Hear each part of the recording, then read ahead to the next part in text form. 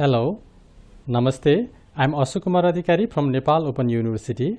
Today, I'm delivering a presentation on politics of translation. And this presentation is based on the essay from Gayatri Chakravorty Spivak. Okay, let me begin with the presentation. Well, the highlights. First, the introduction of Gayatri Chakravorty Spivak. Then I'll discuss about what is translation based on her idea. And I will also discuss about the role of language in translation. Then politics of translation. Then comes translation as reading, in which Spivak has discussed about three different approaches. The first is feminist and post-colonial approaches, and she also discusses about post-structuralist approach. Then the presentation will conclude with conclusion. Okay, Gayatri Chakravorty Spivak. Well, Spivak was born on February 24th, 1942 in Kolkata, India. She is Indian scholar and literary theorist and also a feminist critic. She became a professor at Columbia University, and she was also a founding member of the establishment of Institute for Comparative Literature and Society, in which she actually had also on her PhD. She has received 11 different honorary doctorates in different span of time, and her major work of translation covers the text from Derrida, Mahasweta Devi, and the text from the Bengali poet Ram Prasad Sen. Okay. So what is translation? To Spivak, translation is an act of understanding the others as well as self. Here Spivak wants to focus on both the target language and the source language population. Well, translation is not so, she discusses that translation is not merely a linguistic activity because it is a cultural act. So she gives priority in translation to the cultural phenomenon. She holds that it is a process of carrying across from one language to another, or from one culture to another. In this context, Mukherjee in 1998 states that all acts of translation are an attempt to mediate between culture, text, and nationalities. This type of definition actually gives space to the politics in translation. Well, the role of language in translation. What is the role then? Language is never an apolitical medium. She says it is a deeply political medium. This means language can never be aloof, never be away from politics. It carries the act of politics. So language is the process of meaning construction as defined by Spivak. She says language allows us to make sense of things of ourselves. So what we think, what we have, it is rendered in translation. Sense of ourselves in this sense is what produces identity. Most of the people make the work of translation for the sake of identity. And this is how a writer is written by her language. Well, politics of translation. So translation is made for some advantages or to twist something. This is a politics. And more politics that is prevalent in today's world is to create identity, which is one of the most seductions of translation. So people make the identity. They don't have to write a book. They don't have to write anything, but they can just translate the text that makes their own identity. And translation is essentially a homogenization of medium, which is a political paradigm. So translation is done to make the uniformity of the language. For example, English is mostly used in translation. Most of the texts are translated into English because there may be some hidden politics that somebody or maybe the Western world might want English to be uniform in all the text, to be used in all the text. Translation into English has generally been used by colonial power. During the time of colonization, English was started to be used in a majority of the text. Okay, another translation is a part of colonial discourse designed with a view to domesticate the Orient. The issue of, for example, the texts from Orientalism were translated into English during the time of colonization, and maybe the Occidents want to colonize the Eastern world, maybe when most of the translations are done into English. In this sense, Simon in 1996 states that my translation practice is a political activity aimed at making language speak for women.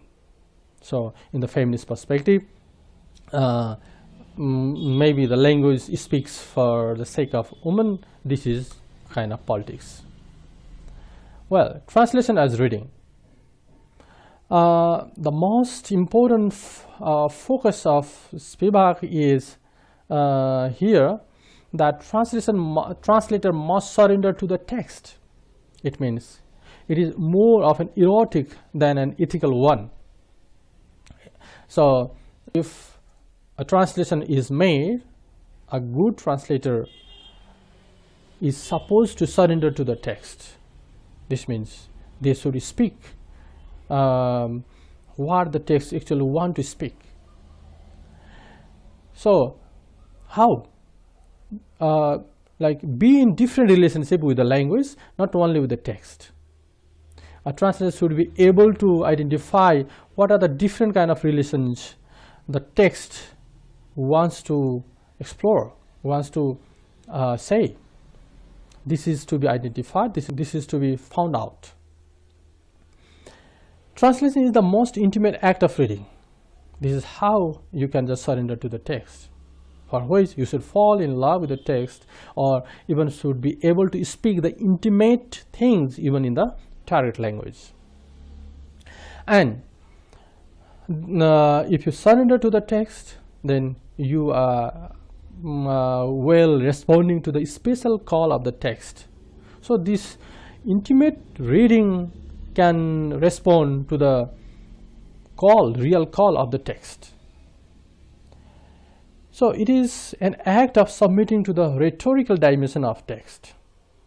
One more important job of the translator is to understand what kind of rhetoricity the language has. The sense of rhetoricity should be understood, because translation without rhetoricity only creates confusion. So what could be the contextual meaning, what could be the connotations of the expression should be understood by a good translator.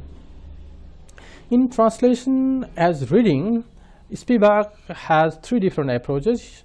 Here I am discussing about feminist and colonial approaches. So in feminist approach, translation to Spivak, translation gives access to expression to the largest number of feminists. So feminists in the world has received an opportunity to have an access of their expression through translation. This is mostly the case with the feminists from third world, which have got the access to the right to speak in English. And a translation of literature in the third world actually is an ethnocentric or ethnocultural agenda. And cultural politics comes here. For example, gendering could not be translated into Bengali as stated by Spivak. This could be the same situation with Nepali. She has also stated that she could not express the text of gender in the way that American feminists could understand, because the way they perceive gender could be different from what we perceive here in Nepal or in India. So this is a cultural phenomenon. Understanding our cultural background and the social fact of the target language is of prime importance. So cultural imperialism was launched by most of the colonial subjects during translation.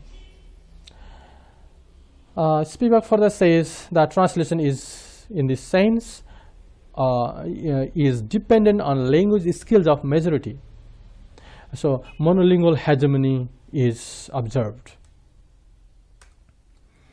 Well, thirdly, in translation as reading, she discusses about the post-structuralist approach, in which she states that women's text might be operating differently because of the social differentiation of the sexes. So the sex differentiation is observed in every society or in culture. In this case, she has made the judgment and the critique with the text, with the translation of the text from Derrida and Mahasweta Devi, in which she realized that the translation made to the text of Derrida were of course not easy. Then how she felt easy to translate the text from Mahasweta Devi, who is from India.